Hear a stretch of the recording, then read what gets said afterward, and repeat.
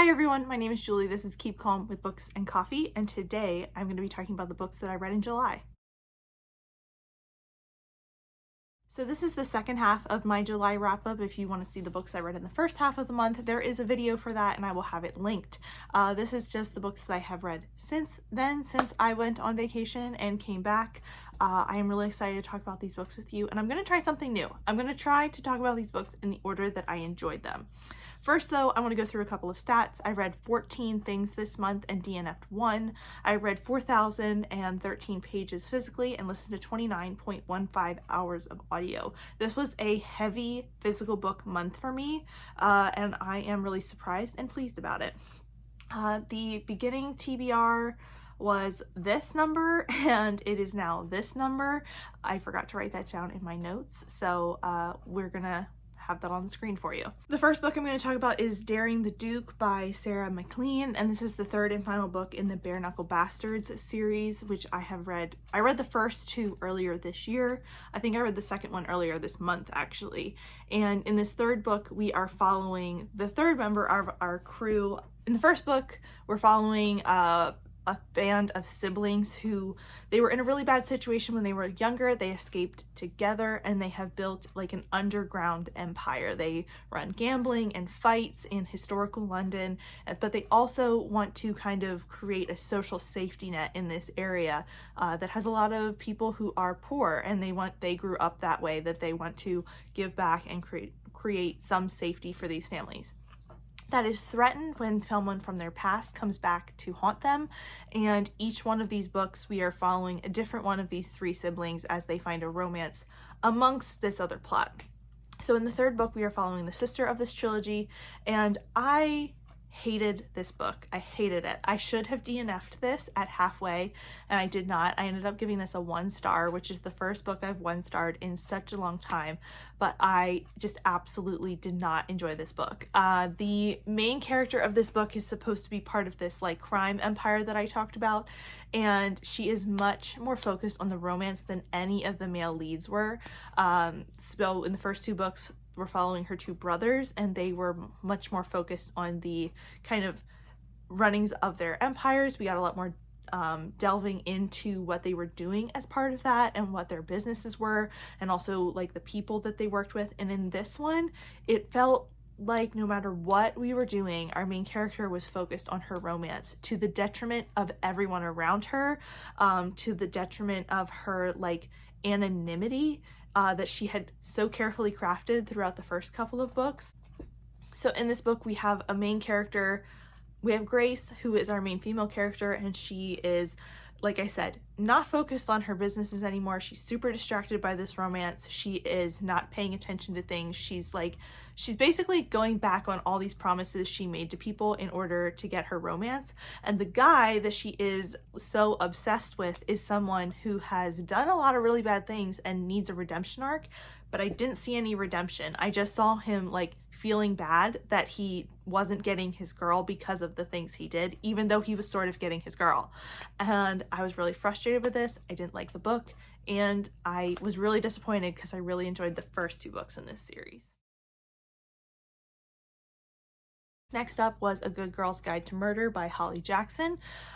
This book is about Pip, who is investigating a murder or disappearance, I guess, that happened in her town 5 years before she starts this. Kind of a high school senior named Andy disappeared, and everyone presumes she's dead at this point because they think her boyfriend at the time killed her, and he's not around anymore to explain what happened. So there's a lot of mystery surrounding this mystery. So Pip decides to do an in-depth look at this for her project and her journalism that she's interested in, and she just digs deeper and deeper into this, but someone starts threatening her as she gets closer to the truth. I enjoyed this book. I thought it was really fun. It was fast-paced. I read this on the beach and it was good. However, it's very YA in some of its approaches to things. Like, there were just certain things that I was like, no one would ever do this. No teenager would just do this. So there were certain things that I just was like found unbelievable about it. I enjoyed it a lot and I ended up giving it a 3.5 stars, but because it was a fun ride, I thought the mystery was really interesting, and there were a lot of cliffhangers as well as a lot of red herrings in here, things that I thought were explained and then we'd go back to. I thought the story and the mystery was constructed really well. I just think some of Pip's actions were very unrealistic.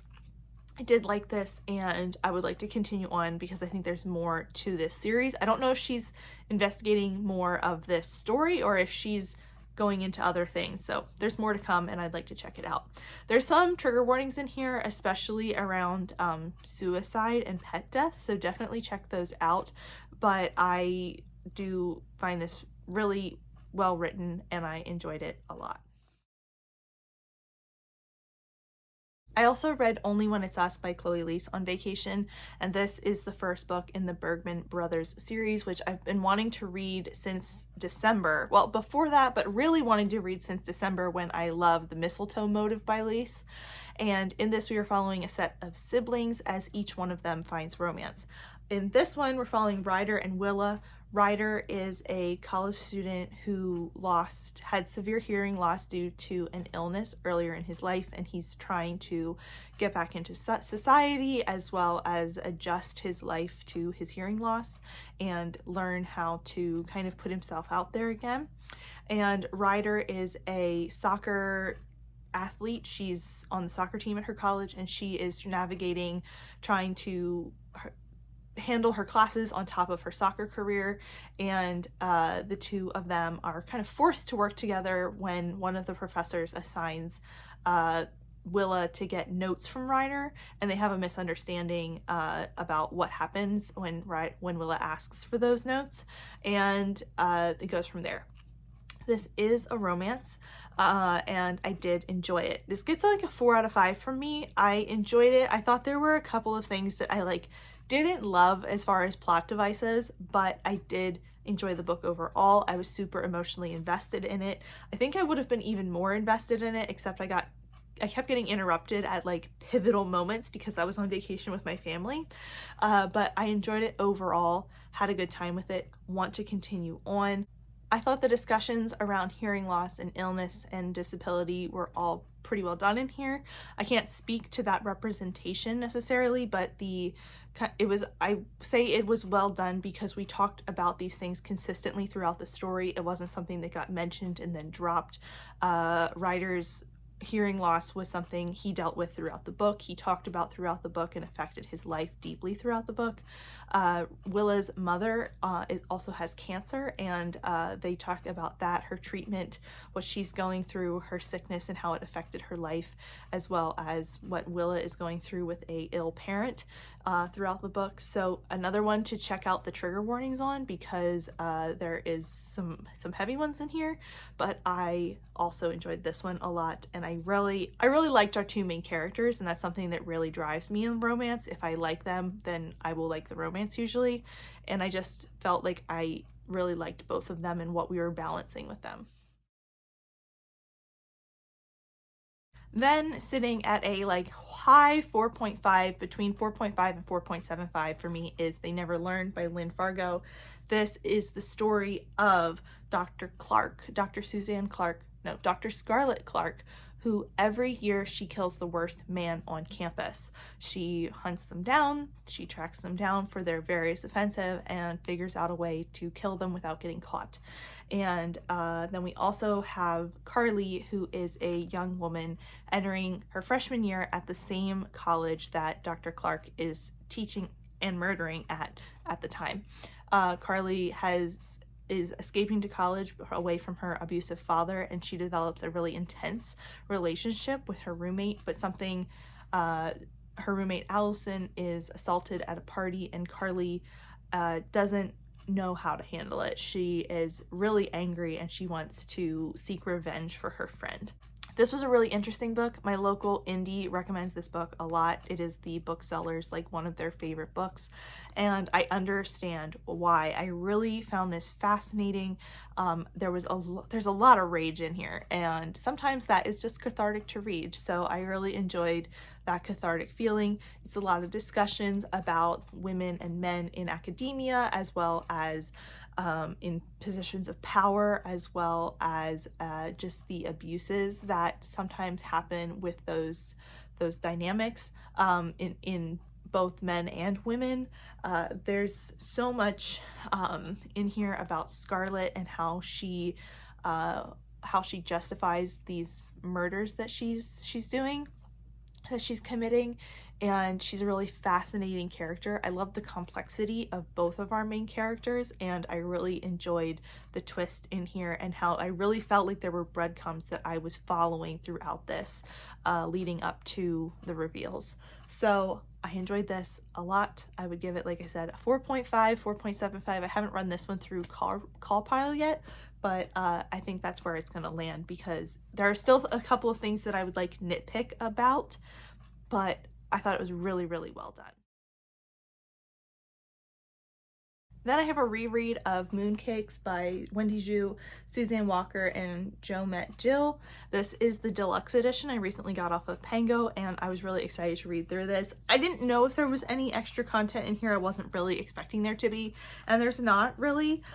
In this, we are following Nova and Tam. Nova is a hard of hearing witch that has recently lost her parents, and Tam is a non-binary werewolf who is trying to bind a demon and comes back to Nova's hometown in order to try to do this. So the two of them meet up after years apart and rekindle their friendship and a little romance, and also try to tackle their magical problems. I love this book, 2 pieces, absolutely adore it, and I give it 5 stars every time. I just love it to bits. Next up was the second and third book in the Spoiler Alert series by Olivia Dade. So these are sort of 2 different 5 stars. So I'm going to talk about Shipwrecked first because it's like the lower 5-star, and then I'll talk about all the feels because that's the higher. Now, I don't think these are going to be 5 stars for everyone, but I absolutely loved them both. The Shipwrecked is the 3rd book in the Spoiler Alert series, which I talked about earlier this month. We're following a cast of characters that are on the Gods of the Gate show. It's very much the level of like fantasy and controversy and notoriety around Game of Thrones. So these characters have to stay tight-lipped about their what's happening in this final season, but we're kind of following the cast as they finish filming, as well as do press and tour and like Comic-Con for this show as it ends.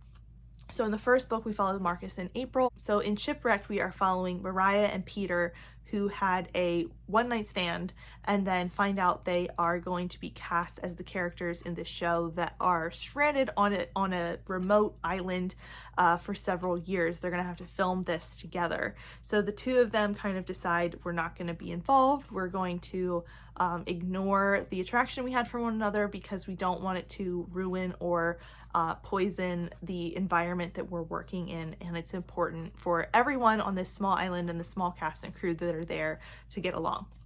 So over time they become friends, and then the very last night of filming on this island, the last time they're going to be together like consistently, things kind of boil over and then they have to go from there. I really liked this one. I loved the tension between Peter and Maria. I really liked the way the kind of setting changed, and they knew each other in this setting, and then they had to get to know each other outside of the setting as well. I just really, really liked how it like was kind of a no-nonsense romance. They were like, you know what, like we've held this off for as long as we can, but we aren't interested in one another. But yet there were still things that they had to work through because they had been colleagues and friends before, and then they became lovers, but it was a kind of like a different kind of development to a romance than what I sometimes read. I really liked that, and I do think this is probably the smoothest Dade's writing is out of the 3 books. I thought she did a really good job of creating tension, both in like between our main couple as well as like situational tension for everyone. I really loved the background and how we got even more pieces of the show in this one, which was fun. So just lots of little things that I really enjoyed about this one, but it wasn't my favorite couple. Book 2 with Alex and Lauren is my favorite couple. I just absolutely loved them, and I don't know, I can't say why these two resonated with me so much more than the first book. For me, I think it might have just been the tropes and the kind of writing style improvements that just all spoke to me more and just ended up working for me better. And I think Jade kind of hit her stride. Like, there were some things that were very obviously debut issues in book 1, and then in book 2 and 3 a lot of those got smoothed out, especially with Alex and Lauren. I just really loved the kind of bantery friendship that they had at first. They're not even friendship, they had this bantery, like, I don't really like you, but we're getting along type of relationship going, and then it slowly morphed into like a friendship, and then it slowly morphed into more than that.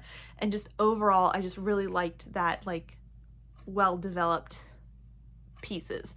I also really liked Alex as a character. I thought he was really interesting, and I really liked Lauren as a character. I like a protective male lead, and he was that. And I also liked that Lauren was like, I appreciate what you're doing, but I can protect myself. They both were a little bit like that, and I thought it was interesting and a nice balance there. Overall, I really liked this one, and I don't really have any more reason to say that I liked it than I liked it, and I had a good time with this, and I flew through it. And yeah, I ended up enjoying this series much more than I thought it would. Like, I was pretty solidly a meh girl on the first book, and I solidly liked and loved the final 2 books in this series. So I don't know if that's common. I don't know if anybody else felt that way, but that was it for me. I loved book 2 and really liked book 3. Then the last thing I want to talk about here is Jade City by Fonda Lee. This is actually not like higher than any of those books. This is actually a DNF. I just didn't know whether to put this first or last, so I decided to put it last. Jade City is a urban fantasy novel about an island that is has magical jade, and the families that live there have kind of cultivated this knowledge and ability to use jade for more enhanced senses and abilities. But a lot of the uses of jade is controlled by the like gang families of this island, and so they have a lot of power within the streets and the physical cities and everything, but they don't have a ton, and they also have political power. This is a super political series mixed with urban fantasy, and for me this just wasn't what I wanted. Unfortunately, I just didn't care. Like, it was general apathy about this book, which I'm so disappointed about. I think if I had to pinpoint a thing that was the thing that I just didn't work for me, it was that it was mostly a political novel with a little bit of fantasy. I wanted more about the jade. I wanted more about what was going on and how this, came to be. There was a lot of politics in here, which sometimes I like and I usually find interesting, but for me it just wasn't working. The balance just wasn't there. I was interested in about 1 of the 4 perspectives we were following, and I got 100 pages in and I was like, I just don't care. I actually flipped to the end on the guidance of a friend to see if I would care what happened at the end, and I was like, I knew this was gonna happen, so, and I don't care that it happened, so it just didn't go well. So I'm honestly thinking about keeping Jade City for a little bit and seeing if I have any interest to go back to it, because it is a book that I would normally like, but for me right now I'm in a very like romance, fast-paced mood, and I'm also was trying to listen to that on audiobook, and I haven't hardly read anything on audio this month, so I'm just wondering if it's a wrong timing thing. I'm gonna keep it a little bit longer to see, and then I might try it in the fall yet, and if not, it's a permanent DNF. We shall see. But that is it for me today. Thank you so much for watching. If you have any thoughts or feelings that you want to share down below, please let me know. If you want to let me know you were here and watched to the end of the video, please leave me a moon emoji for mooncakes. And as always, please hit that subscribe button if you want to see me again. Thank you so much for watching, and I will see you next time. Bye!